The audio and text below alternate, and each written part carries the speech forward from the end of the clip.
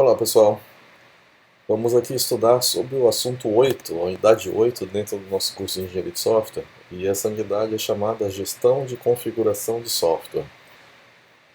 Pulando para o segundo slide, nós temos aqui a sequência dos 8 assuntos que foram tratados na disciplina de Engenharia de Software, onde Gestão de Configuração de Software, ou simplesmente GCS, é o último assunto que nós temos aqui para apresentar.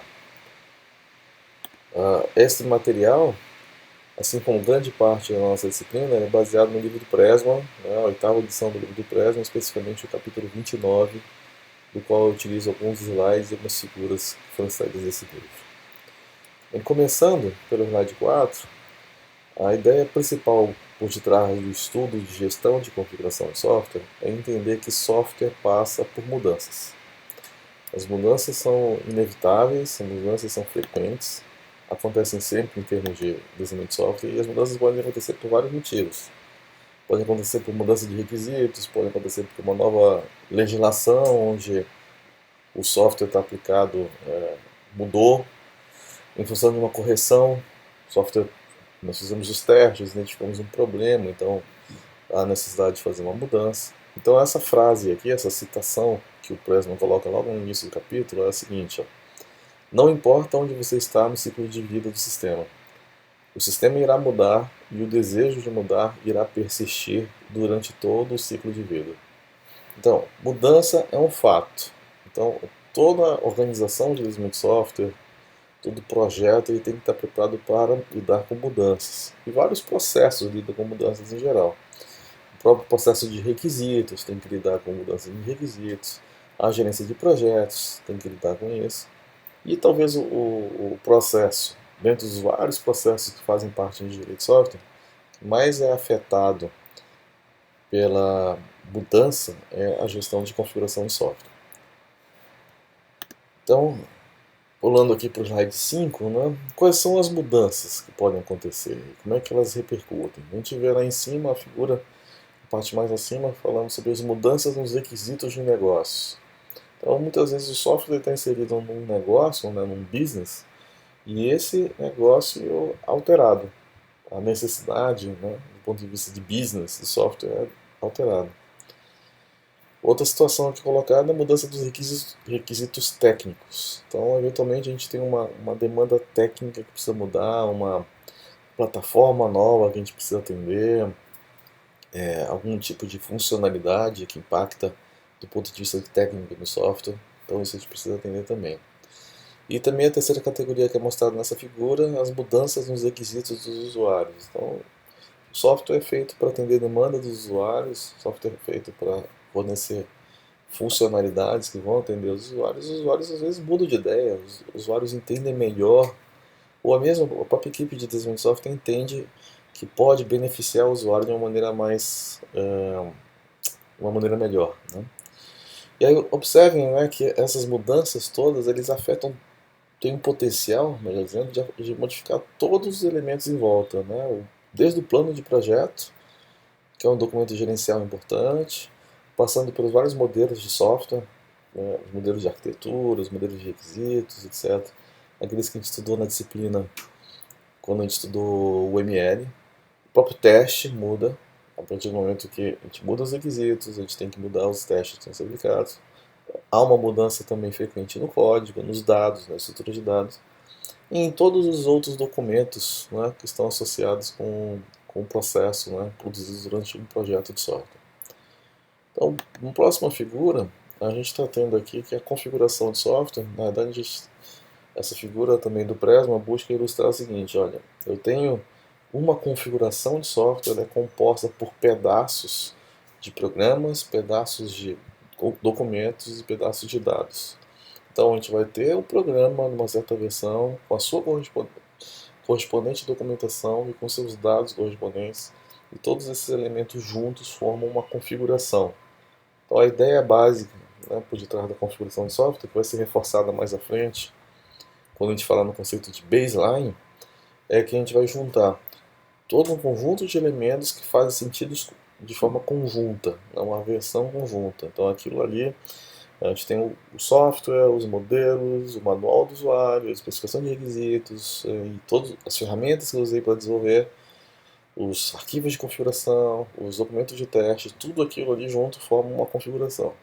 De alguma maneira o software passa por uma mudança, por uma melhoria, a gente tem que evoluir um desses componentes ou vários deles. Então aí eu tenho uma outra configuração do software, uma outra baseline podendo ser estabelecida.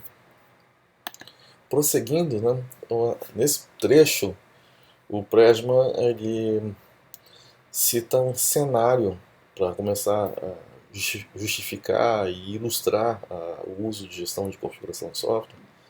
É um cenário tipo envolvendo 4 atores principais.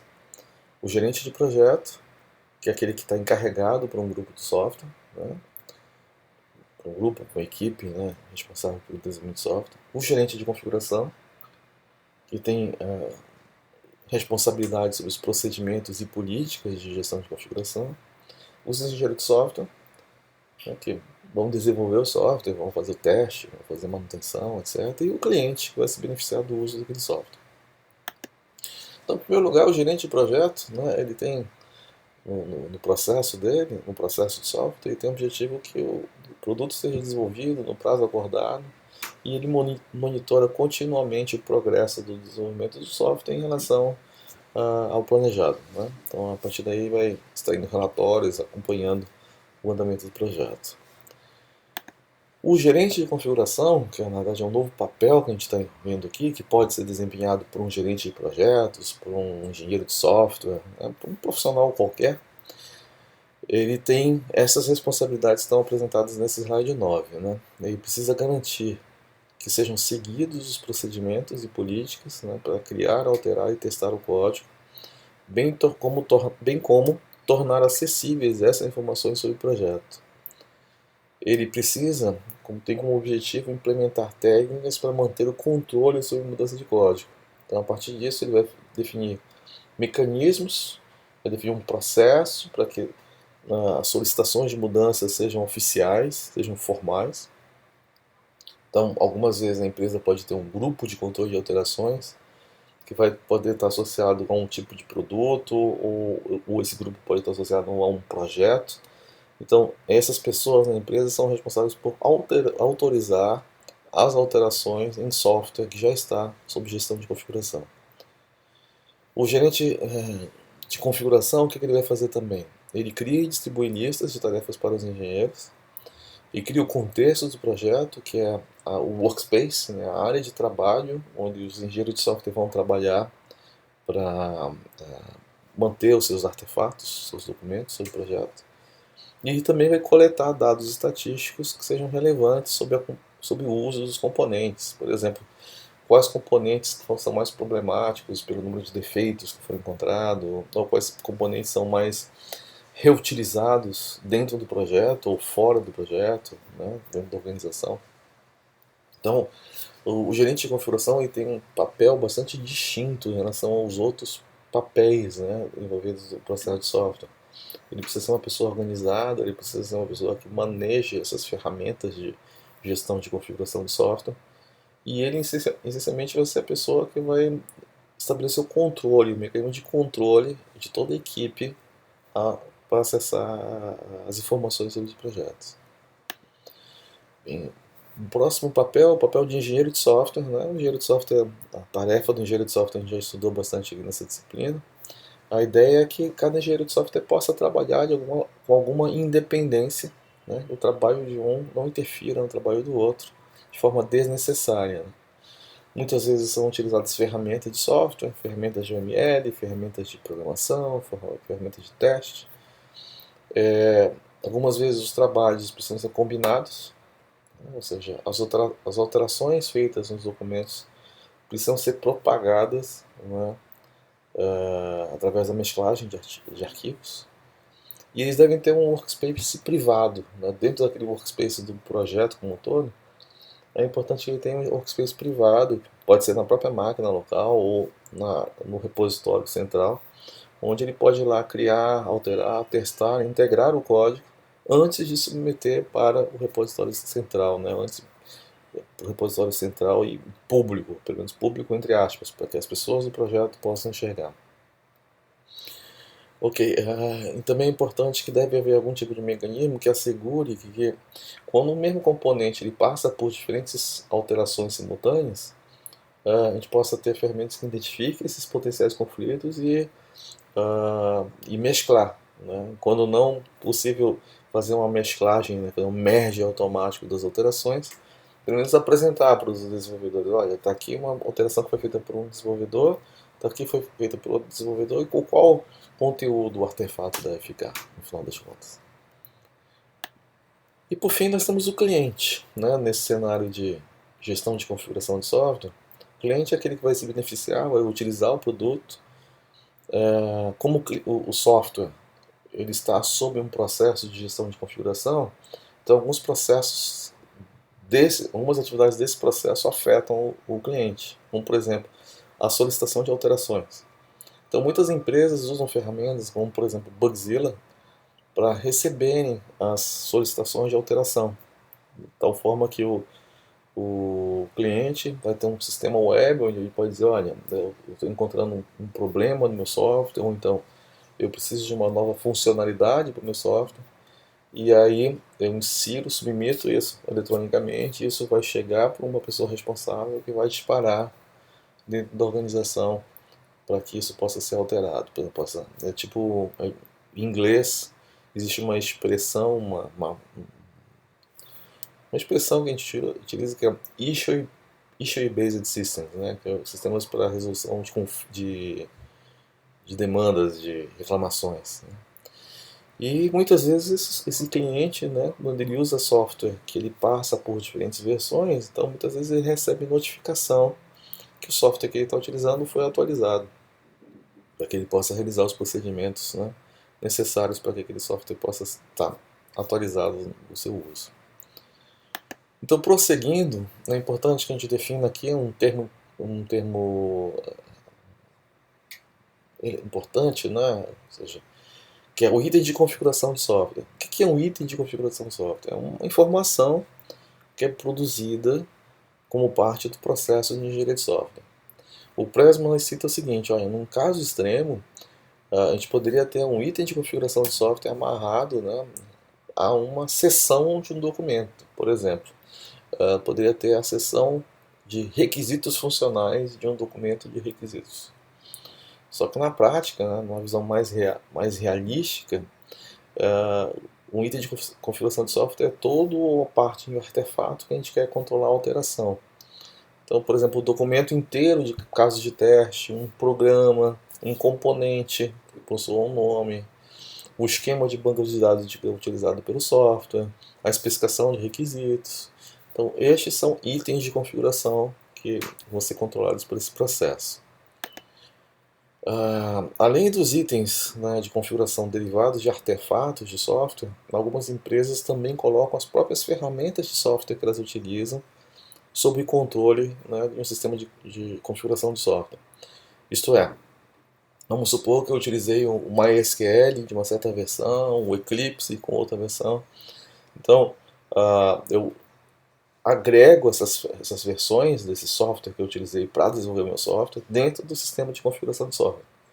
De tal maneira que eu congelo tudo isso de tal forma que eu possa recuperar depois no futuro exatamente todos os editores, compiladores, navegadores e ferramentas diversas que eu usei dentro do processo para entender, olha, essas ferramentas foram responsáveis por trabalhar com esses documentos e produziram o meu código, produziram minha especificação. Então, daí a justificativa. E aí nós temos nesse slide 14, uma ilustração falando sobre os itens de configuração de software. Logo na parte superior esquerda, nós temos ali os itens sendo resultado de tarefas de engenharia de software, né, programação, testes, especificação de requisitos, etc. Esses documentos eles passam por revisões técnicas e, quando aprovados, é feito o check-in desses documentos dentro do banco de dados do projeto de software. Então, nesse retângulo que a gente tem lá, chamado projeto de banco de dados, é como se fosse o repositório de todos os itens de configuração. Então, esse check-in faz com que o documento, a partir do momento que ele foi aprovado, né, o código, enfim, qualquer item de configuração, ele entra e ele vai ser catalogado dentro desse banco de dados, de tal maneira que eu possa recuperá-lo novamente no futuro. É importante vocês entenderem que a gente pode ter aí dentro especificações de sistema, requisitos, especificações de projeto, código-fonte, planos de teste, planos de dados, sistema operacional, eventualmente, que eu estou utilizando, as ferramentas, etc. E também temos aqui ilustrado o processo de checkout, né? Quando um documento, quando um item de configuração ele sai, ele é extraído do repositório, né? Para ser modificado, para ser produzida uma nova versão, enfim. Esse é, esse é o ciclo, né? Mostrado nessa figura. Então, prosseguindo, nós temos agora a definição formal do que é uma baseline. Nós temos aqui baseline, o Presma traduz como referência, né? Referência de configuração de software. E nós temos uma definição aqui do I3E, né? Do padrão do Instituto de Engenharia Elétrica, que define o seguinte: uma baseline é uma especificação ou um produto que tenha sido formalmente revisado e acordado, que depois serve de base para mais desenvolvimento e pode ser alterado somente por meio de procedimentos formais de controle de alteração. Em outras palavras, a baseline vai ser um marco no meu projeto, uma fotografia no instante do meu projeto, que junta vários itens de configuração de software com as suas respectivas versões e a gente define, olha, esta aqui é uma configuração válida. A partir desse momento ela é congelada e ela não deve ser, em princípio, modificada. No máximo a gente vai poder gerar versões que vão suceder essa versão que está congelada lá e aprovada e que passou por uma revisão formal. Bem, aqui no slide 16 nós temos uma ilustração de como esses vários documentos eles podem ser interligados, né? Então nós temos ali logo em cima à esquerda, o Design Specification, que tem, esse é um documento que tem vários itens internos, como dados do projeto, projeto de arquitetura, projeto de módulo, projeto de interface. Aí vocês veem que dados de projeto se refere ao item chamado Data Model, que pode evoluir, ele é um item de configuração independente. Embora haja uma dependência, haja uma ligação entre eles, mas ele é independente. Eu posso evoluir o modelo de dados independente dos outros elementos. E vejam que existe uma dependência entre esses vários elementos aí, a especificação de teste está mais abaixo, e lá no fim nós temos o código-fonte, né, o source code, que depende também da especificação de teste. Então, a ideia é mostrar graficamente aqui o que acontece muitas vezes dentro dos repositórios de configuração, onde a gente monta essas dependências. Um documento, uma parte dele formado por outro documento, por outro item de configuração de software, e cada um desses itens pode evoluir, né, de forma que haja alguma dependência entre eles. Bem, agora no slide 17 nós vamos comentar aqui sobre o repositório usado para a gestão de configuração de software. Normalmente é um software, né, que se propõe para fazer isso. Existe uma série de soluções de software livre, inclusive no mercado, soluções comerciais também. Mas em síntese, um repositório é um conjunto de mecanismos e estruturas de dados que permitam que uma equipe possa gerenciar as mudanças de forma efetiva. Então, o Presma cita que há necessidade de dois serviços principais. O primeiro é que o repositório deve ser tal como um sistema de banco de dados. Um sistema de banco de dados sofisticado, que garanta, por exemplo, a integridade de seus dados, tem algum mecanismo de consulta, tem algum mecanismo de integração com ferramentas externas, etc. E o segundo ponto é que ele consiga atender serviços específicos do contexto de engenharia de software. Quais seriam esses elementos específicos? Então, os documentos de engenharia de software são documentos, né, de diferentes formatos. A gente tem documentos textuais, nós temos gráficos, nós temos documentos estruturados que são armazenados, são objetos complexos. Então, as transações, por exemplo, desse banco de dados não são transações tradicionais, por exemplo, usadas por sistemas de banco de dados relacionais puros. Então, a ideia é que um repositório consiga armazene essas informações e consiga se integrar, por exemplo, com as ferramentas de desenvolvimento de software. Eu possa, por exemplo, dentro de um Eclipse, invocar, né, serviços que recuperem itens de configuração lá no meu repositório, ou até que o meu código desenhado no Eclipse, construído no Eclipse, possa ser submetido lá para o repositório central. No item 18, pessoal, comentando aqui sobre alguns requisitos adicionais para um repositório desse tipo. Ele deve, de alguma maneira, integrar ou suportar diretamente as funções da gestão do processo. Então, a gente tem que entender que existe um processo que a organização pode montar para a gestão de configuração de software, estabelecendo regras, né, estabelecendo passos que devem ser realizados, né, e isso o sistema ajude a fazer esse tipo de controle. Né. O passo 2 diz respeito a isso, regras, né, permissões, quais pessoas podem ler os documentos, quem pode criar uma baseline, quem pode extrair, fazer um checkout de um item de configuração, e por aí vai. Deve fornecer uma interface com outras ferramentas de engenharia de software, como eu falei para vocês, ferramentas de teste, ferramentas de modelagem, Eclipse, NetBeans, coisas desse tipo. E acomodar o armazenamento de dados sofisticados. Por exemplo, eu posso ter o áudio de uma conversa com os clientes, e eu quero colocar esse áudio como um item de configuração. É uma apresentação que foi feita por mim com os clientes, ou uma reunião, uma filmagem em que eu gravei, como analista de sistemas, eu gravei e entrevistei alguns potenciais usuários do software. Eu quero que todos esses elementos eventualmente fiquem armazenados no sistema de configuração de software. Aqui no slide 19, nós já temos aqui uma ilustração dos vários tipos de domínio de informação que a gente pode ter. Né? A gente pode ter informações de conteúdo comercial, por exemplo, que tem a ver com o faturamento, né, do software. A gente pode ter os casos de uso, código-fonte, o conteúdo voltado à verificação e validação de software, documentos, gestão de projetos. Então, todos esses itens aí podem existir e cabe à organização de desenvolvimento de software criar uma estruturação que faça sentido para ela, né, que faça sentido, e pode ser uma estruturação comum para todos os projetos, ou alguns projetos terem uma estruturação mais específica. Né? Então, por exemplo, vamos supor que a empresa trabalha rotineiramente com sistemas para web.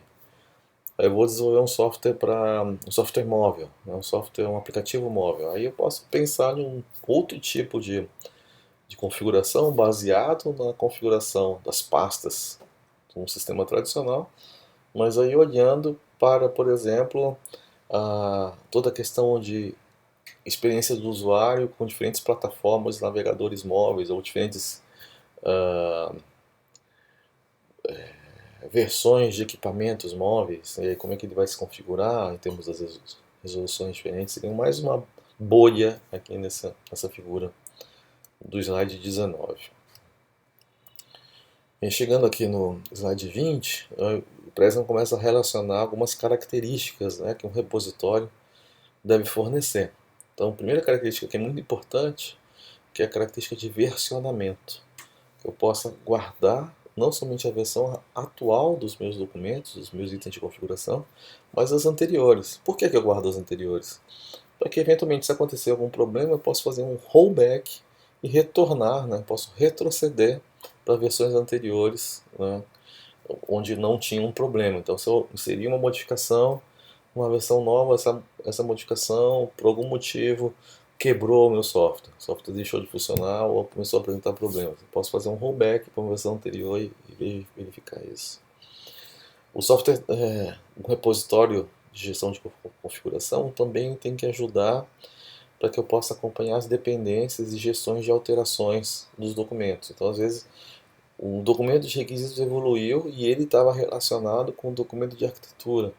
Então, eu possa acompanhar o eventual ter uma saída que eu possa ter uma análise de impacto. Quais os documentos que estão relacionáveis com aquele documento que foi alterado originalmente. Então, isso está muito associado com o item de requisitos. Né? A gente tem que, a gestão de configuração é um elemento importante, que a gente possa ter marcos de projetos associados às baselines, e a gente deve ter também todo o serviço de auditoria, né? Armazenando quando, por quê, quem, como, onde foram feitas alterações no repositório. De tal maneira que eu possa acompanhar, eventualmente, se alguma coisa deu errada, ver quem foi o culpado ou qual foi a causa de um problema que a gente teve numa versão específica do software. Pulando aqui para o slide 21, é a ideia geral que o Pressman quer passar, que eu devo ter um sistema de gestão de configuração de software que forneça tipicamente uma interface para os desenvolvedores, para os gerentes, para que eu possa encontrar os componentes, para que eu possa enxergar o processo de gestão de configuração acontecendo dentro e para que eu possa ter algum apoio para quem está construindo o software, né? De tal maneira que eu possa assegurar que os componentes que estão sendo usados pelos desenvolvedores são as versões corretas. E também a questão dos recursos humanos, né, com as várias permissões aos cargos. Então, se eu ocupo um cargo na minha empresa, eu devo ter um certo tipo de permissão. Isso o sistema deve inferir automaticamente. Ou eu posso ter permissões associadas apenas para os indivíduos. Os indivíduos é que têm permissões específicas para partes específicas do repositório. Bem, quando a gestão de configuração ela acontece numa empresa, a empresa tem que pensar e raciocinar sobre como que a gestão de configuração vai acontecer. Isto é, a gestão de configuração ela acontece sempre da mesma maneira em todas as empresas. As empresas são diferentes, o software que é desenvolvido é diferente, então ela tem que avaliar. Eventualmente a empresa é um pouco mais formal, a empresa é um pouco mais ágil, então tem que fazer uma série de avaliações para poder determinar como é que o processo vai ser desenhado e institucionalizado dentro da organização. Então, algumas perguntas estão listadas nesse slide 22. Né? Então, por exemplo, como é que uma equipe de software identifica os elementos de uma configuração de software? Qual é o grão, qual é o tamanho desses elementos? Como a organização vai lidar com várias versões de um programa de tal maneira que venha permitir que uma alteração que venha acontecer possa ser acomodada eficientemente? Como que uma organização controla alterações que acontecem antes e depois que o software foi entregue para o cliente? Como é que uma organização avalia o impacto de alterações e gerencia o impacto dessas mudanças? Né? Quem tem responsabilidade por aprovar e classificar as alterações solicitadas? Como podemos assegurar que as alterações foram feitas corretamente? Que mecanismo é utilizado para alertar outras pessoas sobre as alterações que são feitas? Então, vamos imaginar, eu tenho um componente que ele faz parte do meu repositório e ele é chave no meu projeto. E aquele componente foi utilizado por vários outros desenvolvedores. Eu preciso, quando acontecer uma alteração, uma evolução nesse componente, de alguma maneira notificar as pessoas que estão responsáveis para eles verificarem se aquela modificação não vai quebrar alguma coisa que eles já tinham desenvolvido antes.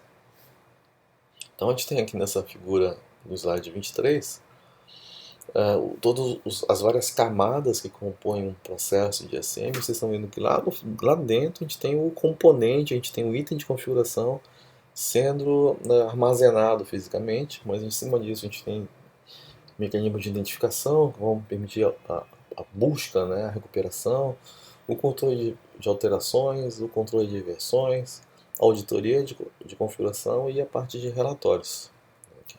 Um sistema desse tipo deve ser capaz de fornecer. O controle de versão, pessoal, talvez a face mais comum, né, mais visível de todo esse processo de gestão de configuração de software. Normalmente, quando as pessoas estudam gestão de configuração, pensam apenas no controle de versão. Né? Mas, como a gente já viu antes, tem uma série de outras coisas, é um processo, né, que deve ser sistematizado na empresa. Então, o controle de versão, a gente tem ferramentas inúmeras que fazem isso, como o CVS, a sua evolução Subversion, temos hoje ferramentas do GitHub disponíveis na web, que a gente pode armazenar, né, versões de documentos. Então fazem parte, podem ser utilizadas dentro de um processo de gestão de configuração. Então a ideia é que eu tenha 4 capacidades principais sendo fornecidas. O primeiro é o banco de dados com armazenamento dos objetos. O segundo, o gerenciamento de versões, que idealmente tem que ser um pouco inteligente, né? Ou seja, não armazenar os objetos inteiros, e sim tentar armazenar os objetos de origem e as alterações que foram feitas, para economizar de alguma maneira, né, o armazenamento de dados.